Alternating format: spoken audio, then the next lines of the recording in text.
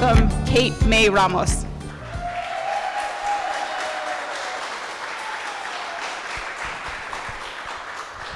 I'm scared to put my water down on any surface now. Hello. Thank you guys so much for coming out. I know it's very early, especially if you are a maker and creator. We need our sleep. But yeah, my name is Caite Mae Ramos. I am a visual artist located here in Northwest Arkansas. And I was asked to talk about wilderness, which is a really broad subject that I think we can look at through a lot of different lenses. Wilderness in like a geographical sense is going to be wildly different, let's say in Utah or Hawaii, the wilderness you'll find there than maybe the spaces we'd find out right here in the Ozarks. You can look at it as a historical or cultural aspect of, what type of wild spaces were surrounding native first peoples and help them build their houses, dictated what they ate, formed that identity. But I think mainly as creatives and makers and people, we tend to use the wilderness as a source of inspiration. We use it as a tool. We use it as maybe a concept to fuel storytelling. And when we use it, I think it's a really good idea to have a deeper understanding of maybe how these spaces are constructed. I'm going to narrow down the wilderness scope a little bit into forested spaces, because I feel like that is a space we come into contact a lot. And the structures I want to talk about aren't even just isolated to forested spaces. You can witness these structures and these forms in ditches, as you're driving down the highway in your car. You can implement this knowledge in growing your own house plants and mapping out your own gardens. It's just nice basic knowledge. I do also want to touch briefly on the impact we've had on these structures, because the structures I'm going to talk about, very basic, there's a balance. There's different tiers. They all feed into each other. They take care of each other. They keep each other in check. And we as humans have introduced imbalances.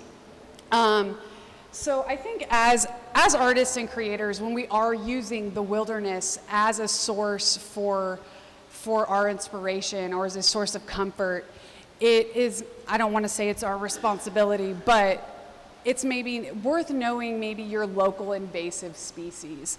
I don't want to get into a plant ID course right now. I think it's way more potent to get a guide, whether that guide is human form or paper form, and go out and witness those species in person. See them at different times throughout the year, and just be able to at least note them and get some understanding, observe them, right? Here in Arkansas, I'll just go, probably some common ones you'll see is the mimosa, actually an invasive, beautiful tree, I get it. Mimosa, there's a privet species, a honeysuckle species that's invasive. I believe we've done this because, wilderness is romanticized. It is romanticized, we crave it as humans. We're taken very far away from it in the history of peoples. This is the first time we've been this separated. So I get the craving. So a lot of these introductions of invasive species is done out of ignorance, is done out of maybe a little bit of a greed of like, hey, I want that pretty thing there. A good one is Bradford Pear to look out for. Bradford Pears is very popular here in Northwest Arkansas. Usually see them strategically placed outside banks, malls, apartment complexes. They smell like ass. They are beautiful though, I get it. You get that immediate impact, but I mean, the truth tells in the smell. These structures I'm going to tell you about in a minute, you start to observe these patterns, and once you can identify these species and these balances that are happening naturally, you can see, like with these Bradford Pears, let's say you're driving past your old apartments and you see these Bradford Pears aligned, And you look across the field and you see 3 baby ones carried over. And it's just something to observe. If you don't want to actively get involved, that's fine. I get it's not everybody's nerddom bag, but it's something to be aware of. The structures, I'm going to really dial this down. And like I said, this is applicable not only to Ozarks. This is very general knowledge. I'm not going to get into Plan ID, but I feel like as makers, it is nice to know little categories of things. Because I know that in my early 20s, before I got really into botany and into making and drawing specific things, I'd be like, yes, nature, and I'd go out and look, and my memory was just green blobs. You remember green amorphous conglomerations of different wildlife, but you remember green, right? And once you become a little more familiar with these structures and all the individuals that are making up these structures, it becomes more special. And I believe there's more of a narrative that can be built that you can draw on. And even play into this imbalance and recognizing that that when you see it. So that's my goal. I just want you to be able to not look at just green blobs and maybe be able to break them apart a little. Basic structure. If you're walking down a path, if you're taking a hike, if you're driving down the highway, you see the first one, canopy. You have your canopy layer. We're going to talk about the layers. I'm going to mainly stick to plants. These layers also are infused with so much animal life, bird life, bug life, mushroom life, decaying, everything, okay? But we're going to stick with plants. You got your canopy layer. These are your tallest trees. Here in the Ozarks, it's oak. If you aren't familiar with Arkansas tree species, I'm still learning a lot about them. I'm more familiar with Washington native species, but Arkansas is really special with their oaks because we have 40 native species of oaks here. It's incredible, and I think there's 80 nationwide, so we have a huge just treasure chest of oaks. Anyway, those are going to be, they can be a canopy tree. Canopy trees are important. They are the strongest. They have that, I don't know if you can see out there, but it's your tree line that you see. Those are the canopy trees. All the crowns meet at the same spot. These trees are taking the highest impact of any part of a high growth structure. They're getting the high impact rain. They're getting the most winds. They're getting direct sunlight, which is a lot. That's a lot to handle, but they protect everything underneath it. Little side layer, I like the word, so I'm going to tell you about it. It's not necessary. It's the emergent layer. You'll see your crowns, the crowns of the trees happening, and you'll see a few poking up and reaching out. They're emerging from the canopy. So we got the emergent canopy. Underneath that, we have I always want to call it the sub-canopy. It's the understory. It's the understory layer. It's called the understory or sub-canopy. These are general terms, just mainly for your mind, so you don't have to learn Latin names of stuff. But you got your understory. This is a tricky area. It's a fun area. It's an exciting area because there's a lot of competition going on, a lot of waiting. You have a lot of immature trees in this area that are waiting to become canopy trees. You have a lot of smaller trees like dogwoods, don't reach the heights of canopy trees. A lot of underbrush growing, but a lot of waiting there. So interesting things that happen is when the canopy breaks, let's say from a windstorm, decay, whatever have you, you will see that understory shoot up and grow through those trees. It's fascinating. I slept with my mouth open last night, so I am dehydrated.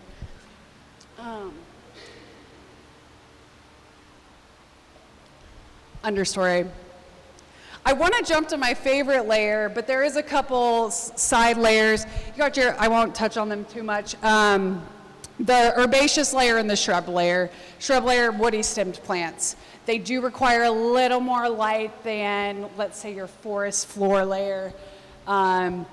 These would be like berries, lots of berries for animals. Then you got your herbaceous layer. These are your soft stems, your grasses. This is your wildflower, your your calendar plants, your poster child babies, ferns. And then you have the forest floor. This is my absolute favorite layer.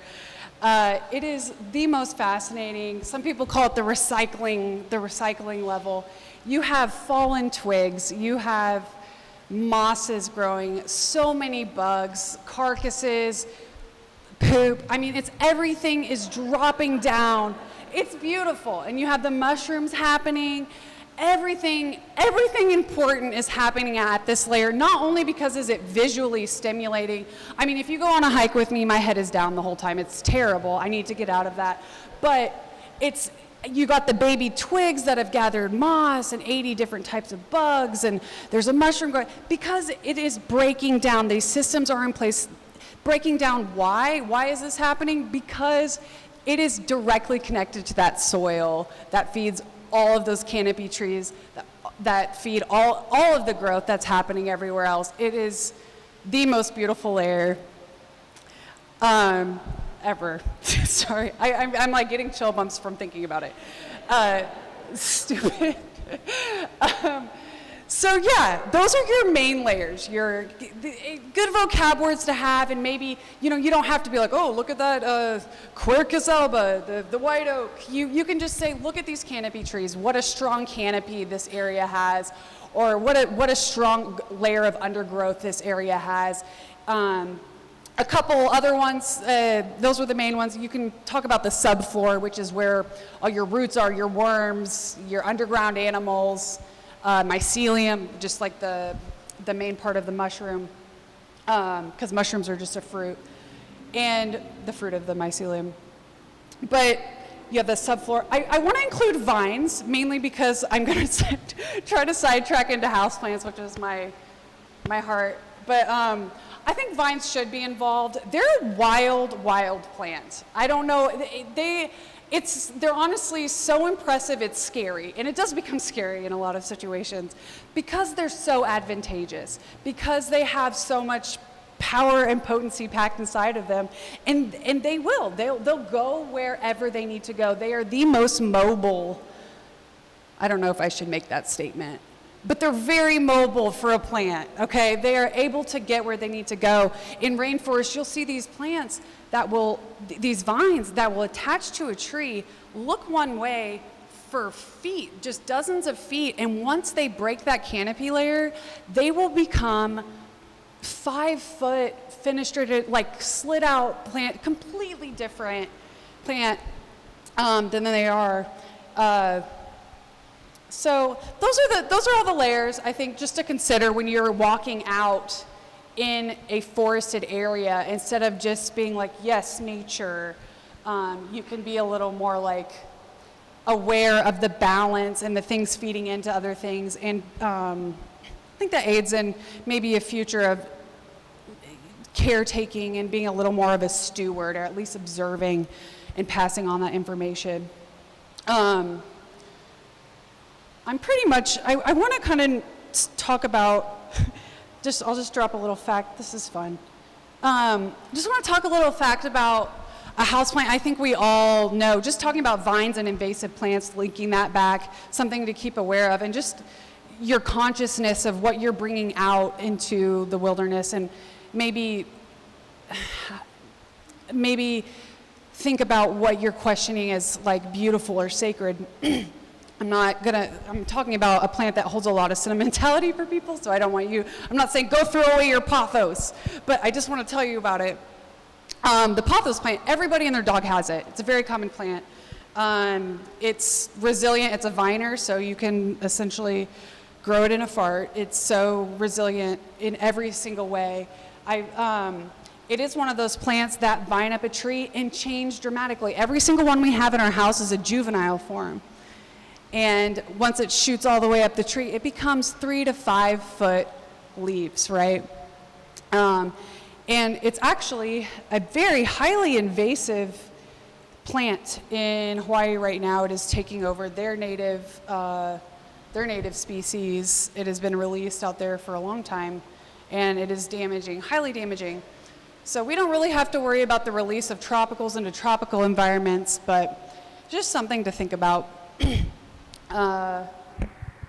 Yeah, so I think that pretty much rounds it up for me. I just wanted to make this kind of short and sweet, a little bit of facts, something to think about, something to identify and break down when you're looking around. And yeah, that's it. If anybody has any questions, please, yes, hello.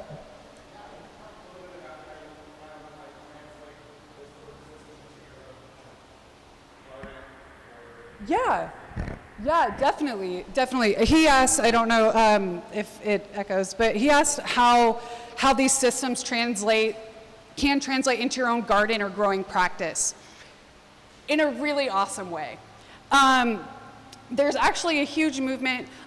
This is kind of a deep dive into the spectrum, a really far end. There's these things called food forests, and you can plan your garden in the most optimal way of food production, again, utilizing those canopy trees, like let's say a high branching strong that can handle the most sun, high impact, high wind plants like a peach tree.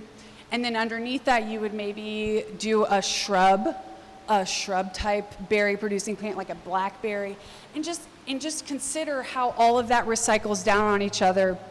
And some sustainable gardening practices are okay. Maybe when you're pruning that peach tree, you leave the branches on the ground like they would fall in nature, and let everything surrounding that take care of it and get back into the soil and re-up that. Gonna take it to houseplants again. I also think it's very translatable to houseplants. The best thing you can do if you're a houseplant person, the number one thing you can do is research where that plant came from. Latin names help because common names are a helpful entryway, but you can look up, like, where was this plant in the canopy of its native environment? Where was this plant? Was it a sub canopy plant? Was it in the understory?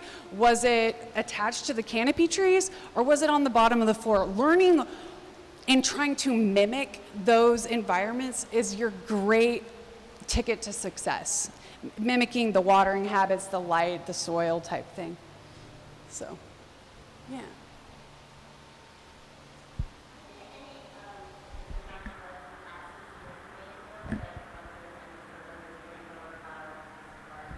Yes, the Master Gardener program is, yes, in Fayetteville. It's, they do it by county. Each county has a different, I want to say faction, it's a new word I learned. But there's a different, so you have Washington County, and I believe that includes Fayetteville. That's the one I'm in. The classes, they do it every year. It was a lot easier and more accessible during COVID, believe it or not, just because it was online and you could work with your hours and stuff. But if you shoot me a message, I can send you an email and get you the information. I cannot recommend that class enough. If it is just such a wonderful resource for, I mean, you have this wealth. I was the youngest at the time in the program, and you get in this community of people that have been working this land for decades, and the amount of knowledge you can get just working alongside them for a day is, you can't find that stuff in a book. You do get a great book when you enroll too. Actually, I keep that on like very close to me at all times, so I can't recommend it enough. Yeah.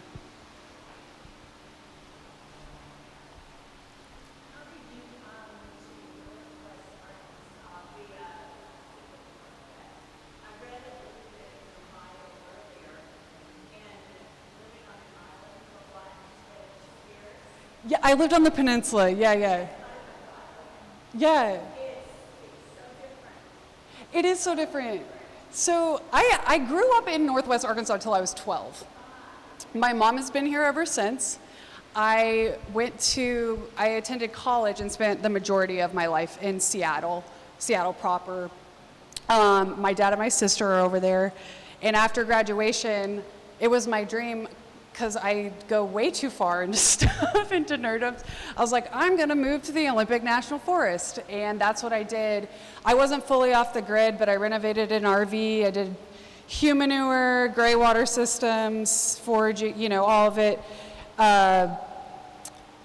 that's where I learned the majority of my gardening actually as well, because I worked out a trade system with a local organic farm and learned how to grow things on a large scale in an organic way as well as small scale at my own home. But coming here came from my mom, love her, and honestly I'm a depressive person and I could only fool myself so long about the sunshine. I love the sunshine here. And I miss a lot of it, but I'm learning to really love it here. So, yeah.